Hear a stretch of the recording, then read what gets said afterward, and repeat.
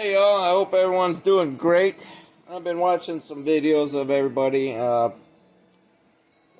Stillborn, his I watched your video from the other day, and then the live feed tonight. It didn't last too long, but yeah, I apparently had some complications with his live feed.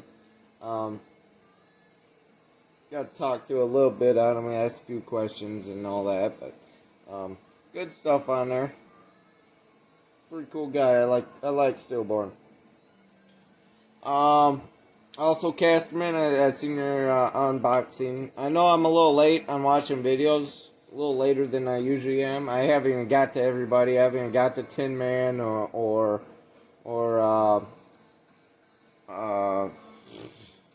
there's so many. I missed so many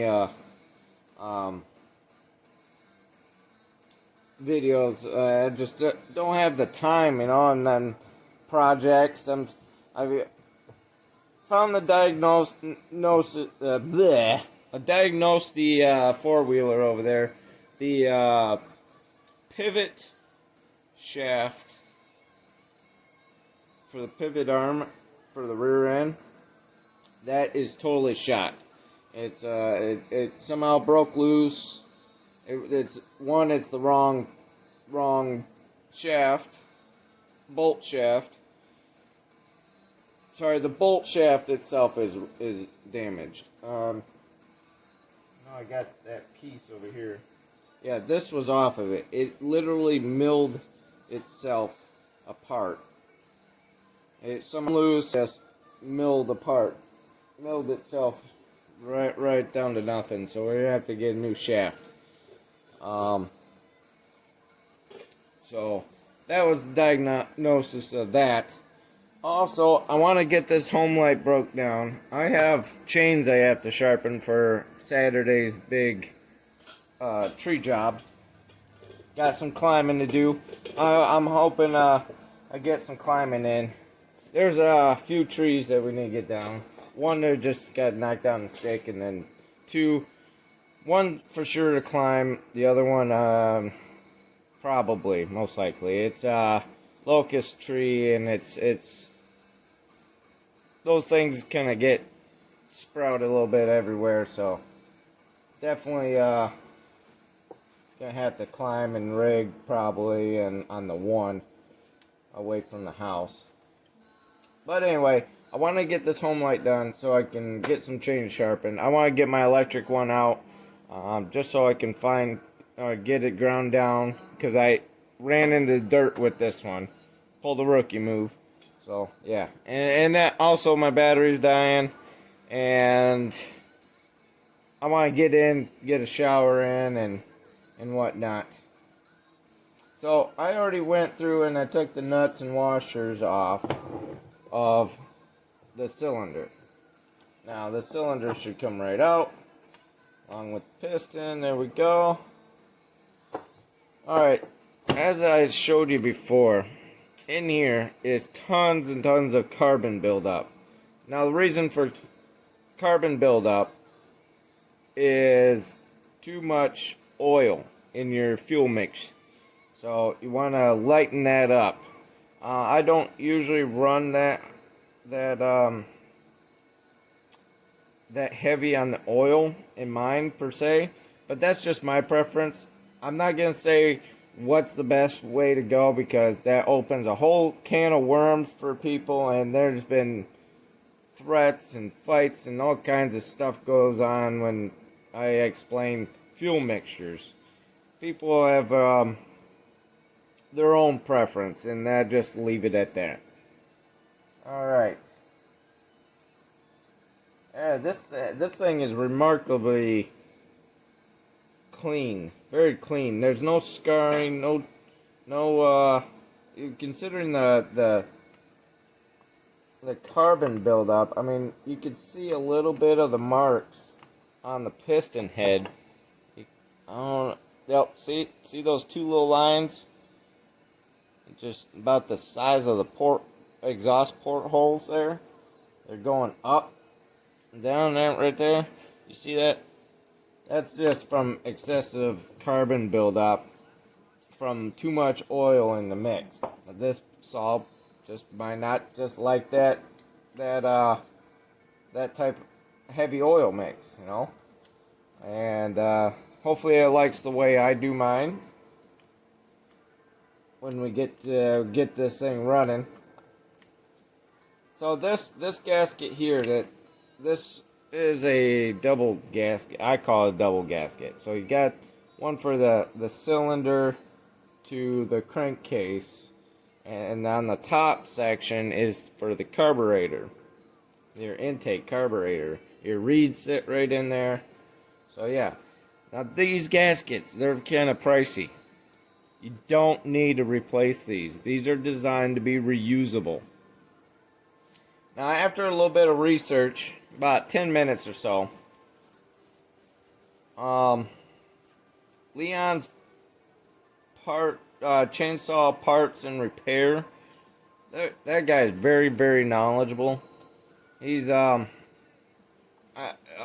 he's more just into chainsaws. See, I cover a lot of different stuff. Obviously, I have a four-wheeler here, snow blowers, lawnmowers, you name it. I can I'll fix it.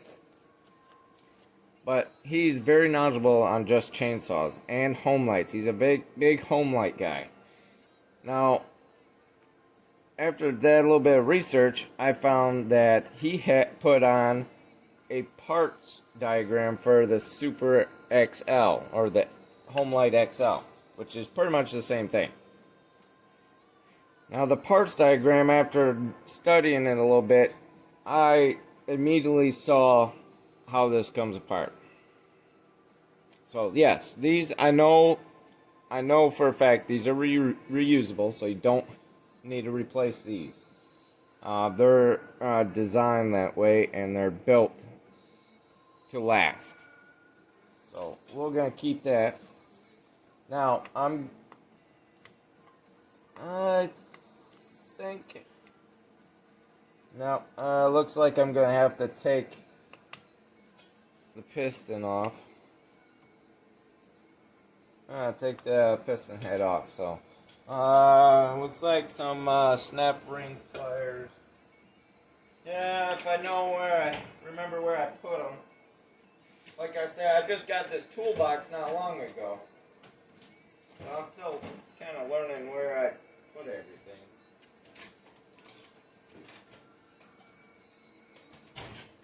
I'll find them. I know they're all together. Alright. Snapper ring pliers. I got the spring-loaded ones. They're not real expensive ones. These ones I kind of filed the ends down to fit my needs. So, just, yeah, that's a small one. Well, that's okay. Plan B. Now, I already went ahead and I found some new crank seals. So these seals here, these pop right out. These little seals, they pop right out with a pick. So I got a pick here. This pick should fit right in there. Yep, okay, so that pick will fit. So, I have my other one here. I don't have another straight one that's not 90 miles long. So, I'll put one in here to hold. Which is kind of rounded, unfortunately, but hopefully we don't need a whole lot of pressure. It looks just like a real small one, so shouldn't take a whole lot of pressure. There. Yeah, this one, my tip kind of went to crap. Piston rings look pretty good. They still got a lot of spring into them, so I'm not going to even bother with replacing them. Or the head. Don't look like I'm going to need to. Oh, there we go. I got it. Got it started. So I'm just going to work my way around. very gently. Alright, there we go. One snap ring. And then we're just going to go through. We'll push our piston through. Or did I go the wrong way? I did go the wrong way. So it's two-sided. Looks like it slides out the other end. Of course. Go figure, right?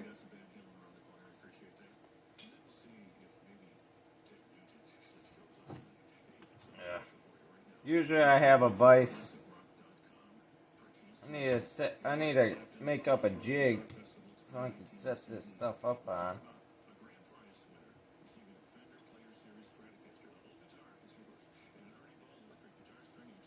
Ow! Ooh, ooh, oh. Oh, picked to the fingertip. That's not good.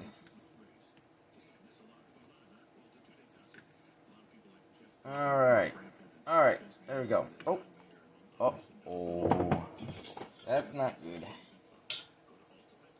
Oh, that's not good. Good thing I just cleaned up around here.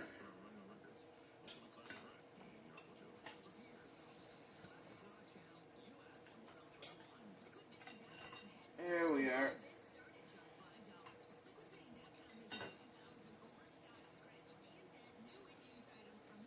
Okay, now we got it. Alright. So, with that off, now we can push that pin right through.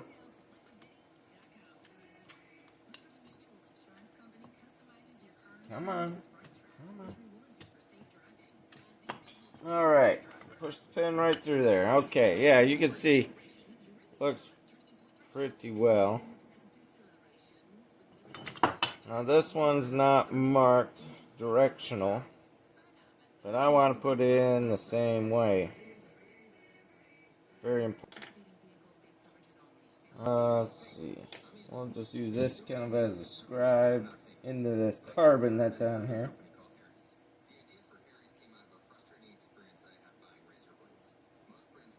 Alright, so we'll label that carb side up there.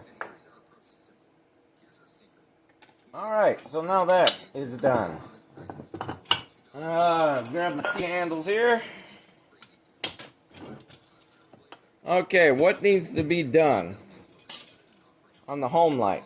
Okay, so apparently this is not, you can't just push on it. Apparently it's in there pretty good. It is designed as one unit to the, excuse me, not to the crankcase, but to the, yeah, this case. I'll think of the name. So, what needs to happen is that the connecting rod here, that needs to come out. Now, when you do this, as soon as you take these two bolts out, there is 31 bearing pins in here. And those are immediately going to fall out on you. So you got to make sure you get 31. In the Super XL, old blue, I'm not sure it's the same for all of them, but I would assuming it would be. There are 31. So what I'm going to do, what's going to happen, once they're let loose, I'll let all this loose. These snap rings, I'm going to put the one back in, and then I'm going to put the piston head and snap rings in a baggie. Okay. I'm going to leave the cylinder out. I'm going to get it all cleaned up, polish out the exhaust port and all that. So, what do you think? 9/64? Let's try 9/64. Oh no, that's a quarter, or eighth. That's gotta be an eighth. Yep, okay. Oh, maybe not. Well, what's in between 8th and 9/64? Oh no, it is a 9/64. So look at that. I just can't put it in the hole right. Alright. So I'm going to put this clean cloth down, or rag. And before I let loose the other bolt, which I'm going to again put in a baggie, label it. Okay. Okay, before I undo that, I'm going to lay everything flat. Get everything flat. Move that out of the way. Very, very important. 31 bearing pins. And all those have got to go back in. When I go to assemble it, I'll show you a little trick I have to do that. Okay, they're all going to fall in the bottom of that crankcase. That's fine. At least we all know where they're all going, right? Alright.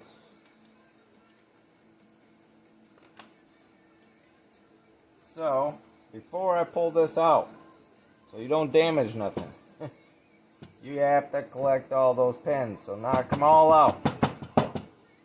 Give it all a little shake. Okay, there's the bottom part. Got some stuck to the rod here. Still.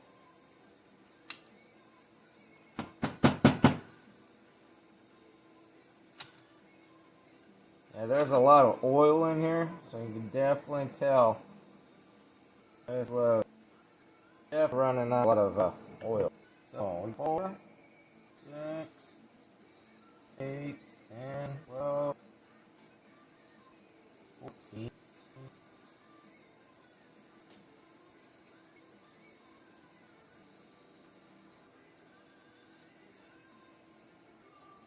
Okay, got them all there. So basically now, you go right through. Look at that. Pretty simple. Once you know how it all works. So I'm gonna do an inspection of this bearing in here. That's good. Obviously it was under. So now these little gaskets here, they pop out relatively easy if they haven't been sitting. So all they do is get pushed up. I need a stronger pick, but yeah, or a flat screwdriver if you know how to do it real carefully. I don't suggest doing it with a flat screwdriver, but if you know what you're doing, you can pop those right out. Alright, so got an empty case. Now, I automatically seen that this was tampered with before. Somebody tried to take this apart before. I can tell very easily because this was not sealed properly. And why that's not sealed properly? Because this O-ring here, I say little, but it's not little, was not in the right spot. There's also, you can also do a thin, really super thin gasket, which I always suggest doing a gasket anyway, but I'm gonna go by the parts list. Now it does show this or the gasket. It doesn't matter which. So I might just go with the gasket. This is not something that I have that material-wise because it's super thin. It's smaller than a 32nd. It's probably a 64th. So I would make my own, and that one I could put in my machine and cut it out if I get the right dimensions and plug them all in. It'd probably be a pain in the butt, but and lots of computer time designing. But anyway, that's how that goes. Now, for me, if I'm to powder coat this, guess what? I still need to take the crankshaft out of here. The bearing in here, there's a big bearing on the other side here. That seems really well. Now anyway, take that crankshaft out. There's 2 screws, 2 flathead screws. There's one here and one here with washers. That comes out and you should be able to pop that out. I don't know if I should try this by hand or put the impact on it. I always suggest doing impact. You're not very stable with your hands and the and a screwdriver. You're not very good at holding them straight. I have little tricks to a flathead screwdriver because I've been doing it for a little while. Old stuff. I like to work on old stuff, and they all have flatheads. So I've learned a little trick. Alright, so it has a little screw and a little washer. A couple of those. So yeah, there was no way you could get that out. I thought it was pressed. Well, technically it is pressed. In order to get the rest of this out, we have to press it out. Okay, this is not going to come out. Okay, it is the bearing and crank are pressed together. So in order to get this out, I need to put something in here, the same diameter of this outer part. I'm going to remove that seal. I can remove that seal while it's in there. Once I find my right tool to get in there and pop that out, I'm going to go over to my well, not my press, my brother's press. Just happens to stay over here. And I'm going to press that seal, that crankshaft out. And that will be that. And then I already disassembled everything else. It just need to be cleaned, gone through, and then black. And I will put a plug in here on both sides, and then I'm going to tape around all this because I don't want any of these flat mating surfaces to be blasted. Yep, that's that way it's a nice smooth surface when you put your stuff down, your cover, your gasket, and all that. You make sure that's going to seal. So what that is pretty much done. There is a needle cage bearing on this side here. I'm gonna pop that seal out. I don't think they're pressed in. They might be lightly pressed in, so I might just get my bearing sealer, bearing tool, and push